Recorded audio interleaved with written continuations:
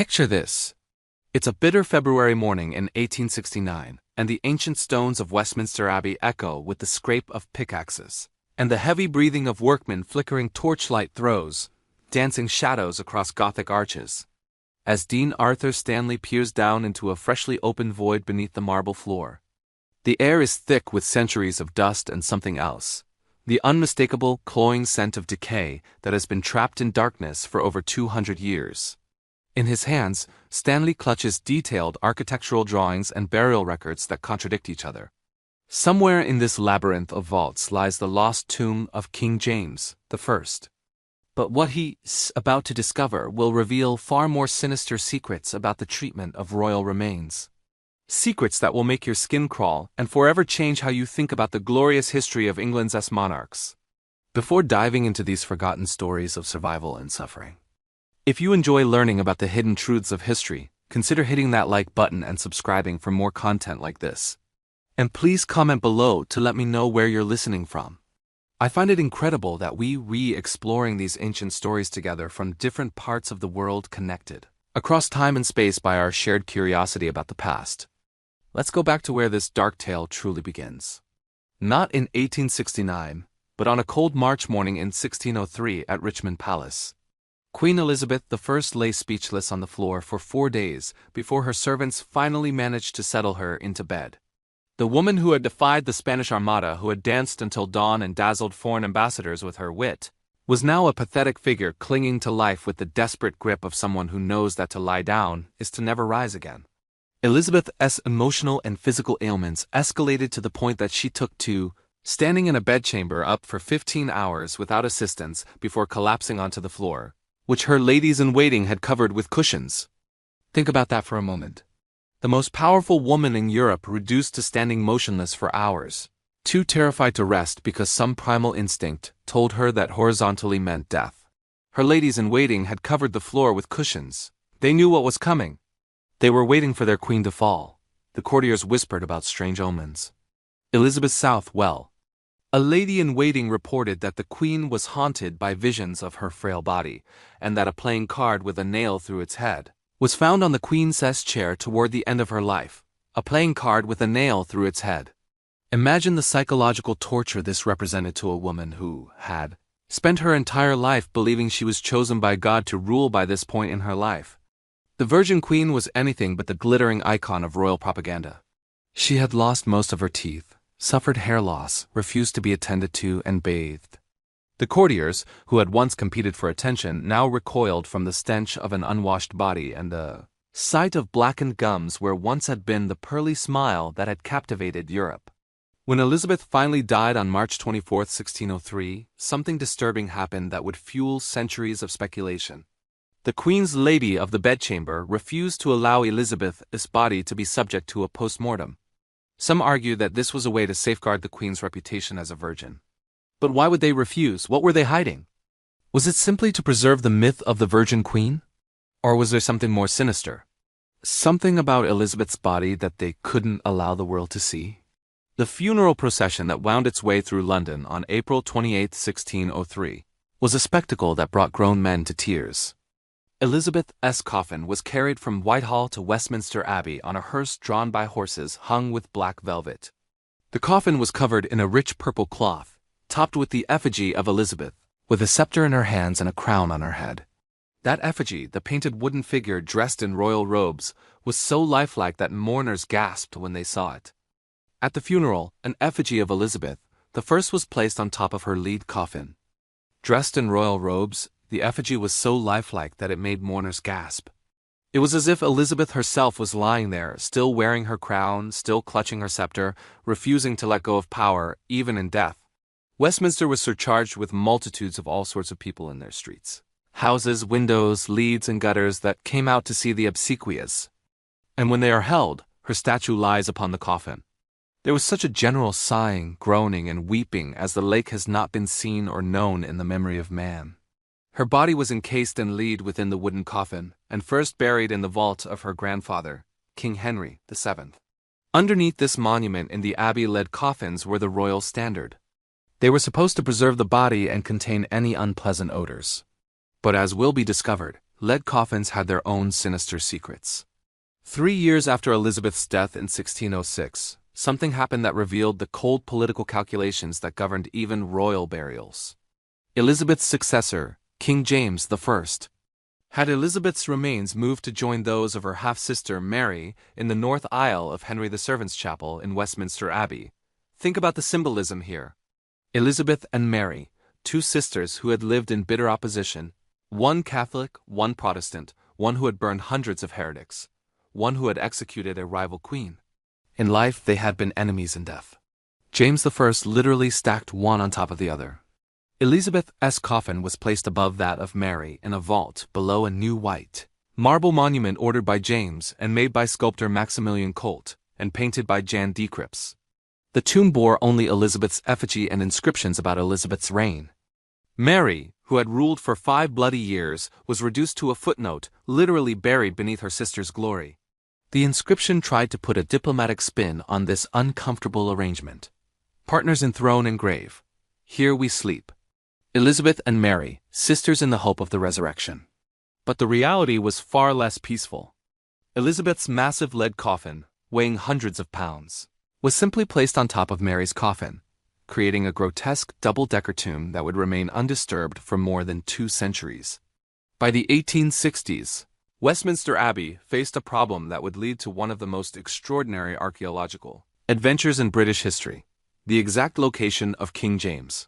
The first tomb had been lost for over 2 centuries. Burial records contradicted each other, and the Abbey's archives were a mess of conflicting information. Dean Arthur Stanley, a man with the soul of an explorer and the methodical mind of a scholar, received permission from Queen Victoria herself to conduct a comprehensive survey of the Abbey's burial vaults. What he was about to discover would read like something from an Indiana Jones adventure, if Indiana Jones had dealt with rotting royalty instead of ancient treasures. The search began with careful excavation in Henry VII's chapel at its base. A tablet was inscribed. This vault was opened by the Dean February 11th, 1869. That date, February 11th, was exactly 366 years to the day since Elizabeth of York had died in childbirth. Was this a coincidence? Or did Stanley deliberately choose this date for some symbolic reason? When Stanley's workmen finally broke through the stone ceiling, Elizabeth and Mary's vault, the scene that greeted them was like something from a Gothic horror novel. The vaults were small, cramped, and filled with the stale air of centuries in the flickering torchlight. 2 lead coffins lay stacked like some macabre bunk bed. Elizabeth's coffin on top was larger and more elaborate. Larger and more distinctly shaped in the form of the body, like that of Mary, Queen of Scots. Rested on the other, the lead had tarnished over the centuries, taking on a greenish patina that made the coffins look ancient and alien. In the 19th century, researchers looking for the tomb of James first partially opened the underground vault containing the remains of Elizabeth, the first Mary Aber in Ireland. The lead coffins were stacked, with Elizabeth's resting on top of her half-sisters. But it was what Stanley found inscribed on Elizabeth's coffin. A sent chills down his spine. Drawing of the Tudor rose initials and date marked upon the coffin lid of Elizabeth. The first documented these markings carefully. The Tudor rose initials and dates that told the story of Elizabeth's journey from life to death to this final resting place. But there were other markings that were more disturbing. Graffiti etched into the lead revealed that a certain John wearing C had been there in 1645 the year James was interred in the vault. Someone named John Ware had carved his name into the lead of a royal coffin in 1645. Who was John Ware? A workman, a grave robber. A curious official will never know.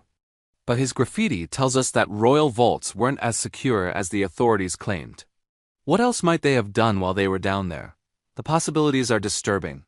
In an age when royal relics were valuable commodities, an unguarded vault full of royal corpses would have been an irresistible target.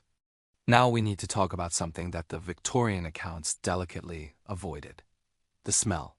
When you break the seal on a vault that has been closed for centuries, you're not just opening a tomb. You're re-releasing an atmosphere of concentrated decay that has been trapped like a malevolent genie in a bottle.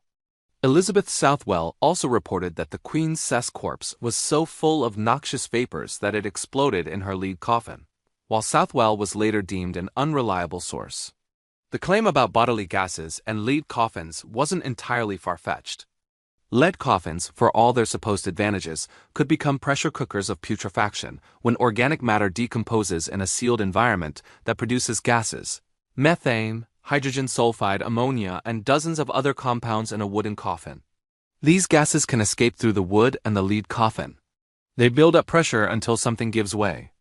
The accounts from other royal vault openings support this disturbing picture. When Edward Firth's vault was opened at Windsor, the lower part of the leg, bones and feet were submerged in 3 inches of a black liquid. Later identified, or at least deduced to be the result of putrefaction of the body, combined with the remains of the wooden coffin. The weight of Elizabeth's lead coffin would have been immense.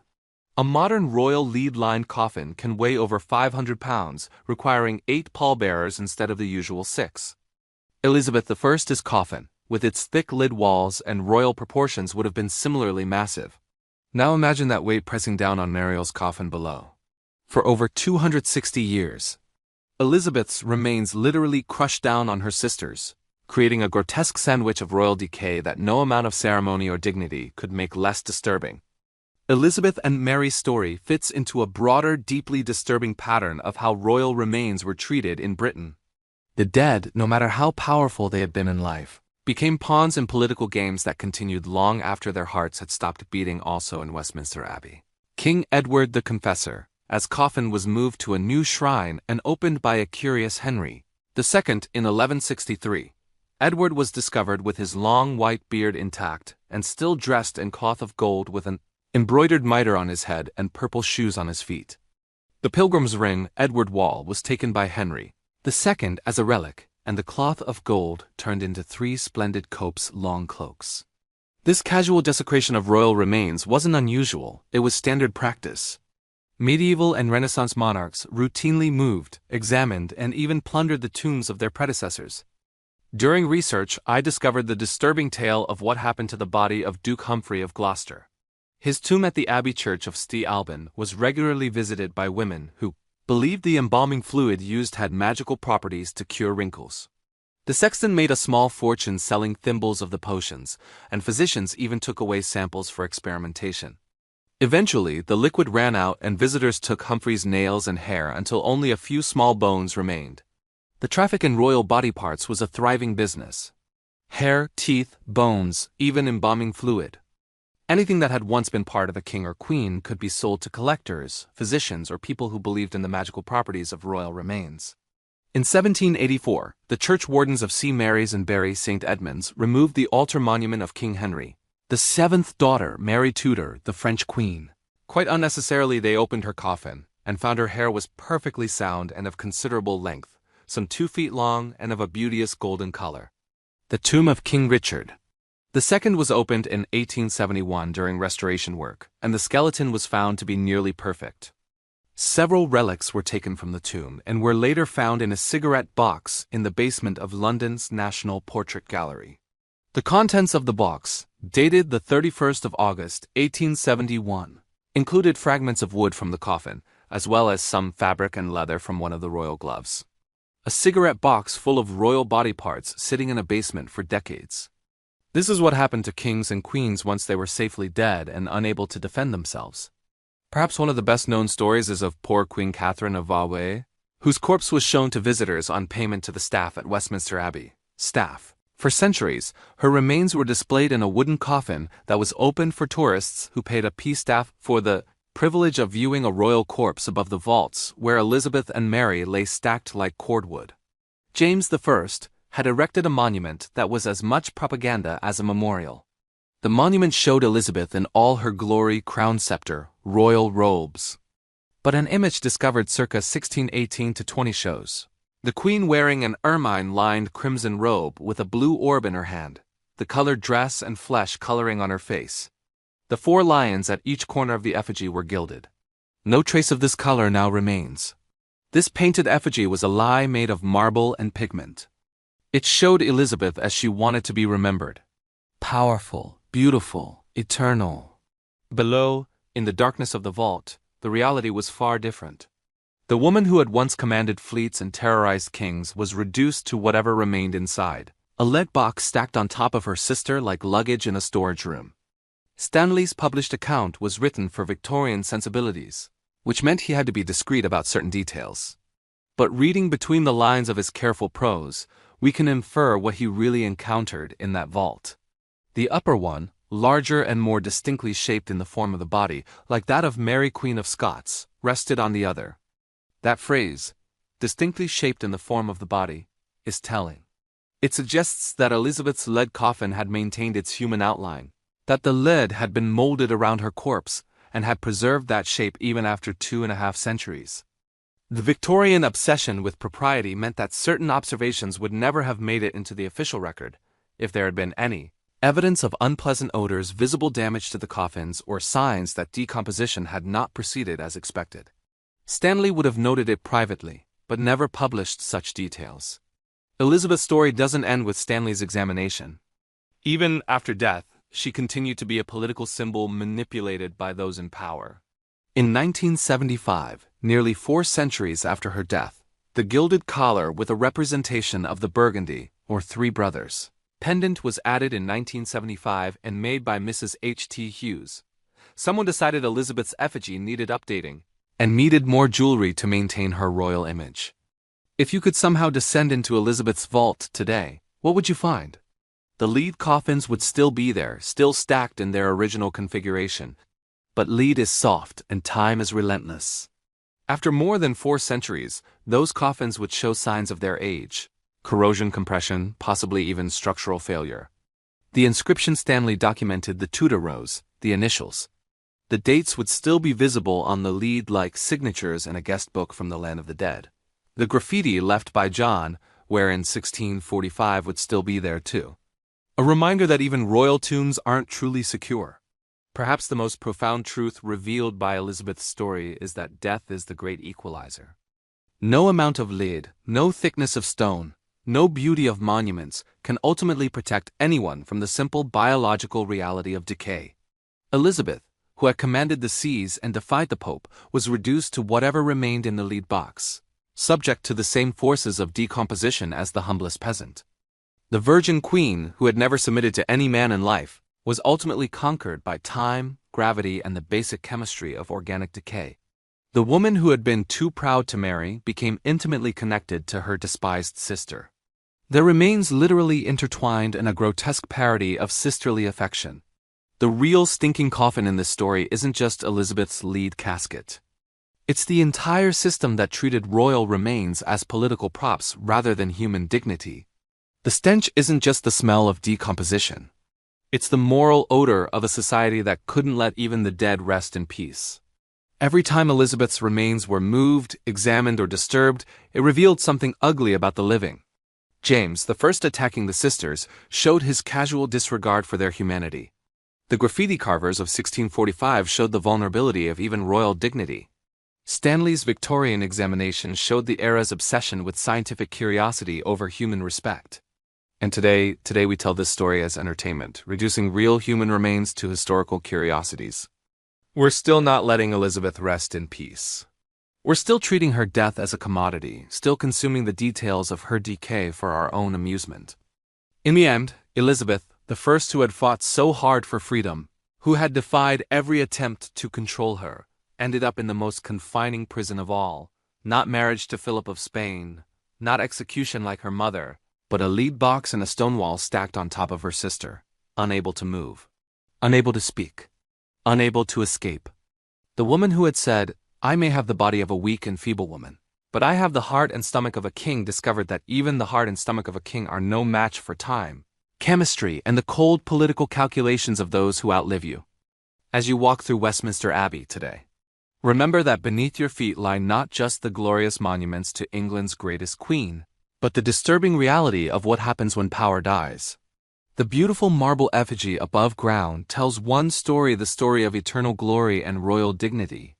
The lead coffin below tells another, the story of decay, disturbance, and the ultimate helplessness of even the mighty. The stench of Elizabeth's coffin has long since faded, but the stench of what we do to each other in life and in death lingers on. Perhaps that's the real horror story here. Not what happened to Elizabeth's body, but what it reveals about the living. Who couldn't leave her alone in the darkness below Westminster Abbey? Elizabeth, the first weight still a lead coffin, slowly corroding her remains, slowly settling her sister's bones, still bearing her weight after more than 4 centuries.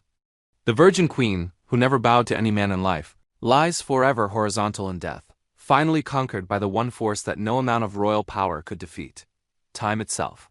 And in that eternal darkness, if lead could speak and stone could whisper, what stories might they tell of the nights when the abbey echoes with more than just the wind? When the smell of centuries mingles with something else?